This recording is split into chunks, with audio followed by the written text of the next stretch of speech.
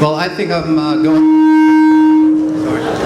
going way off script, since my colleagues pretty much said everything that's important. I do want to emphasize that in the next 3 weeks, the bottom line is that we have to separate the budget matters. We need state aid, we need the state aid runs. All of that needs to be separated from a discussion of education policy. We need space to talk about all of these issues.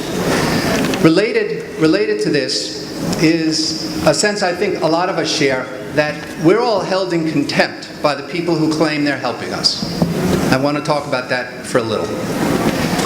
You all know that there are 17 regions, at least until the new regions were appointed. Only one of those 17 regions sends or sent their children to public school. One. One out of 17. Just let that sink in a little.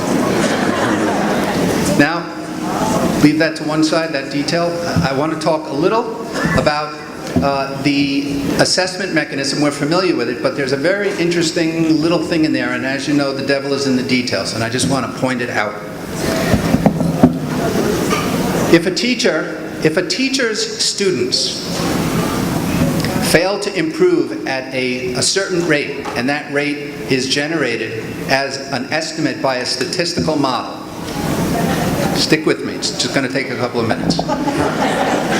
If your students 2 years in a row don't produce test scores that meet that statistical expectation of growth, you're fired.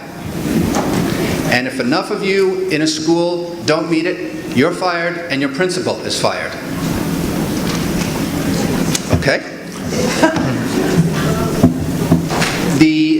Let's take a close look at that.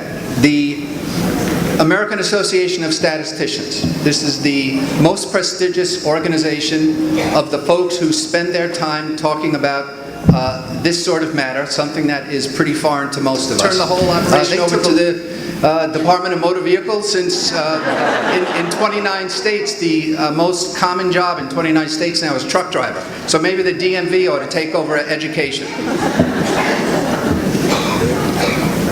If that's not the case, and I don't think it's the case, and I don't think anyone in the room thinks it's the case, what's the significance of that 14%? Well, the assessment and the production of students, namely those grades, is what is being measured. We don't have much influence over that, and the assessment model says that's all there is to talk about. So all of the other things that the kids do, that you are part of, all of the other things you do that the kids benefit from, that's not being measured. They don't give a damn about measuring it, but they want it for their own kids because that's what goes on in the schools they send their kids to.